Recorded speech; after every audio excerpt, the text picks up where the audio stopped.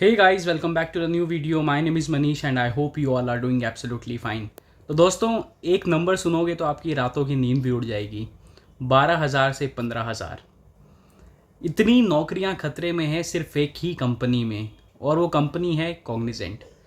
India की one of the biggest IT giant, जहां 2,50,000 से ज़्यादा एम्प्लॉयज़ जो हैं वो सिर्फ इंडिया में ही काम कर रहे हैं। और वो कंपनी एक प्रोग्राम लॉन्च कर रही है जिसका नाम है प्रोजेक्ट लीप। जी हाँ, आपने सही सुना, प्रोजेक्ट लीप। लीप मतलब छलांग। पर ये छलांग आगे की है या एम्प्लॉयज़ को खाई में पुश करने की है, ये तो हमें पता चलेगा आने वाले कुछ दिनों में। और आज की वीडियो में भी हम यही समझने वाले हैं कि प्रोजेक्ट लीप क्या आपको आगे पुश करेगी या आपको आगे कुआं पीछे खाई वाली चीज़ हो जाएगी। तो अगर आप कॉग्निजेंट में हैं या आप किसी भी आईटी इंडस्ट्री में काम कर रहे हैं तो ये वीडियो आप पूरी देखना, क्योंकि जो पैटर्न यहाँ दिखने वाला है वो सिर्फ कॉग्निजेंट का ही नहीं है, ये पूरी आईटी कंपनी की यही कहानी चल रही है अभी। तो आई होप आप लोग को वीडियो पसंद आएगी। वीडियो शुरू करने से पहले अगर आपने मेरे चैनल को सब्सक्राइब नहीं किया है तो प्लीज़ मेरे चैनल को सब्सक्राइब करें, वीडियो को लाइक करें और वीडियो को अपने दोस्तों के साथ शेयर करें। तो चलिए इस वीडियो को शुरू करते हैं। 29 अप्रैल 2026 को कॉग्निजेंट ने अपना क्वार्टर 1 का रिजल्ट अनाउंस किया। नंबर्स क्या थे? बिल्कुल फ्लैट। कंपनी का जो कंसोलिडेटेड नेट इनकम था वो $662 मिलियन रहा, जो कि पिछले साल 663 मिलियन से मार्जिनली थोड़ा कम था। यानी ग्रोथ जो है वो ज़ीरो हुई है कॉग्निजेंट की पिछले एक क्वार्टर में। उसकी अर्निंग्स कॉल में जो उसके सीईओ हैं रवि कुमार एस ने प्रोजेक्ट लीप जो है वो अनाउंस किया। ऑफिशियल लैंग्वेज थी accelerate transformation to the operating model of the future. जहाँ भी फ्यूचर का नाम आ गया तो कंपनी का फ्यूचर तो ब्राइट नज़र आता है, लेकिन एम्प्लॉयज़ का फ्यूचर जो है वो थोड़ा ब्लीक आ जाता है। तो ट्रांसलेशन अगर मैं आपको बोलूँ तो हम कंपनी रिस्ट्रक्चर कर रहे हैं और इसके लिए हमें बहुत सारे लोग निकालने पड़ेंगे। ये उस इंग्लिश का एक नॉर्मल सरल हिंदी ट्रांसलेशन था। कॉग्निजेंट ने ऑफिशियली कंफर्म किया है कि प्रोजेक्ट लीप के अंदर 230 मिलियन से लेकर 320 मिलियन सेवरेंस कॉस्ट जो है वो एक्सपेक्ट कर रही है, यानी वो पैसा जो लेड ऑफ एम्प्लॉयज़ को दिया जाता है। अब यहाँ एक इम्पॉर्टेंट चीज़ समझो आप लोग, ऑफिशियली ले ऑफ नंबर्स अभी तक अनाउंस नहीं हुए हैं, लेकिन जो सेवरेंस का बजट है वो पहले ही अनाउंस कर दिया गया है। तो 230 मिलियन से 320 मिलियन के आसपास। तो कुछ लोगों ने इसको रिवर्स कैलकुलेट किया और जो नंबर सामने आया है वो आया है 12,000 से 15,000 जॉब्स ग्लोबली कॉग्निजेंट से ख़त्म होने वाली हैं। अब नंबर्स की बात चली रही है तो आपको कुछ और मैथमेटिक्स में आपको बताता हूँ। भाई ये आप लोग जो है ये कैलकुलेशन समझो, ये बड़ी इंटरेस्टिंग है। इंडिया में कॉग्निजेंट की एवरेज एनुअल सैलरी अगर आप लेके चलोगे वो रफली 15 लाख है। अगर टिपिकल सेवरेंस 6 मंथ की सैलरी का हिसाब लगा दिया जाए तो पर एम्प्लॉय सेवरेंस जो बैठता है वो बैठता है 7.5 लाख रुपीज़। अब कॉग्निजेंट का सेवरेंस बजट जो है वो 230 से 320 मिलियन है, मतलब रफली 1900 करोड़ रुपए से लेकर 2600 करोड़ रुपए तक। इसको अगर हम 7.5 लाख से डिवाइड कर दें तो आता है अप्रॉक्सीमेटली 12,000 से 15,000 एम्प्लॉयज़। और अगर हम 3 मंथ्स का सेवरेंस मॉडल लिया जाए तो नंबर हायर हो सकता है, मतलब 15,000 तक। अभी 12,000 से 15,000 है तो 15,000 से स्टार्टिंग हो सकती है।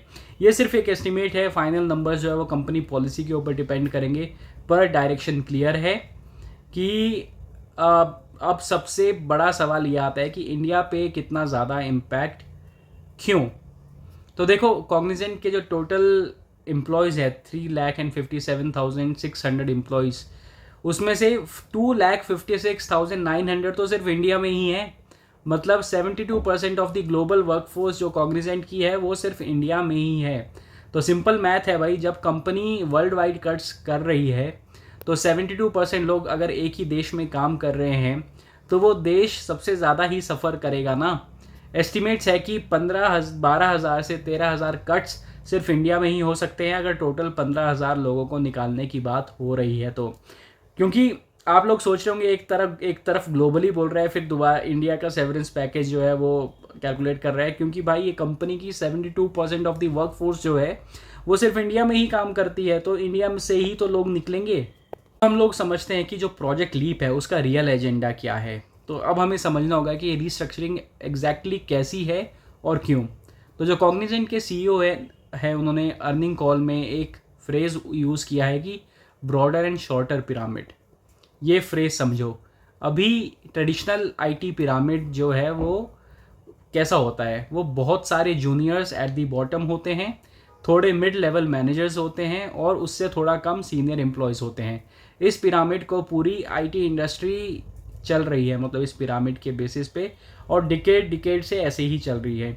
अब कॉग्निजेंट क्या कह रही है? अब कॉग्निजेंट कह रही है कि बेटा पिरामिड जो है वो थोड़ा छोटा करना पड़ेगा, तो लेयर्स हटाओ, डिजिटल लेबर्स बढ़ाओ। तो जो वहाँ के सीएफओ हैं जतिन दलाल ने, उन्होंने एनालिस्ट को बताया कि प्रोजेक्ट लीप सिर्फ एक कॉस्ट ऑफ डिलीवरी मॉडल है, मतलब per unit of work fewer humans. Translation अगर इसका मुझे करना पड़े तो एआई और ऑटोमेशन से जो काम पहले 10 लोग करते थे, अब वो घटकर सिर्फ 4 से 5 लोग ही करेंगे, और वो 4-5 लोगों के साथ कुछ बैक्ड बाय आईटी टूल्स भी होंगे। और यहाँ एक ट्विस्ट भी है, कॉग्निजेंट साइमल्टेनियसली 20,000 फ्रेशर हायर करने का सोच रही है, और उन्होंने अनाउंस भी किया है कि 2026 में वो 20,000 जो है एम्प्लॉयज़ उसको हायर करेगी। तो आप बोलोगे यार ये कॉन्ट्रडिक्शन क्यों, एक तरफ निकाल रही है और दूसरी तरफ हायर भी कर रही है? तो देखो, हायर इसलिए कर रही है क्योंकि आपको पता है जो फ्रेशर्स होते हैं वो चीप होते हैं, उनको कम पैसे में हायर किया जा सकता है और उन्हें एआई टूल्स पे डायरेक्टली ट्रेन किया जा सकता है। और जो हमारे पुराने एम्प्लॉयज़ थे जो काफ़ी ज़्यादा, जिनकी सैलरी ज़्यादा थी, उनके बदले 7-8 नए फ्रेशर्स आ जाएंगे और उनको डायरेक्टली हम एआई टूल्स में ट्रेन कर देंगे, जिससे कंपनी की काफ़ी ज़्यादा कॉस्ट बचेगी। तो क्लैरिटी और क्लियरली अगर मैं बात करूं तो जो जाएंगे वो सिर्फ जाएंगे मिड लेवल और सीनियर एम्प्लॉयज़। जो जूनियर एम्प्लॉयज़ हैं जिनकी सैलरी कम है, उन पे कोई इफ़ेक्ट नहीं पड़ने वाला है, बल्कि उनको एआई टूल्स सीखने का काफ़ी अच्छा मौका मिलने वाला है कॉग्निजेंट में।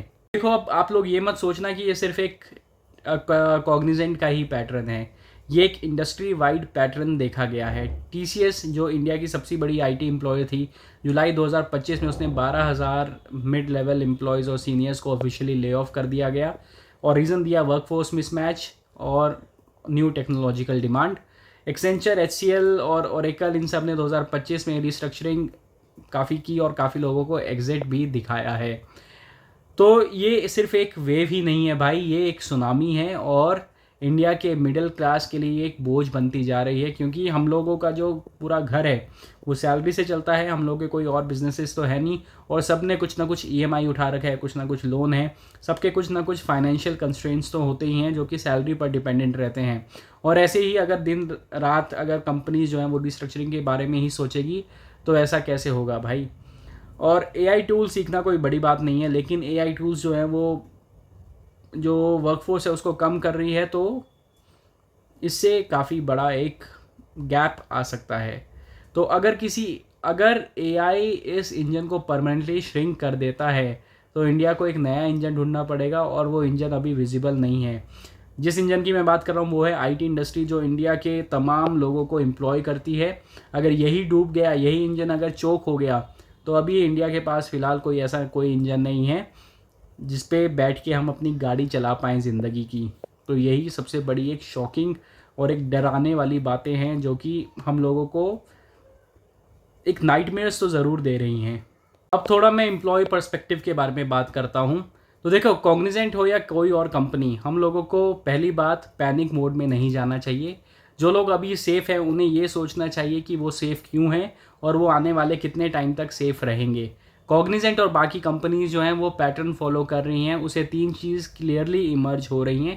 पहला, मिड लेवल जनरलिस्ट सबसे वल्नरेबल है, मतलब जो मिड लेवल एम्प्लॉयज़ हैं जिनकी सैलरी थोड़ी ज़्यादा है और वो काम जो है जूनियर के लेवल का ही कर रहे हैं, उनके लिए काफ़ी ज़्यादा वल्नरेबल सिचुएशन है ये। और एआई प्लस अगर आपके पास डोमेन नॉलेज है तभी आप लोग सेफ़ हो।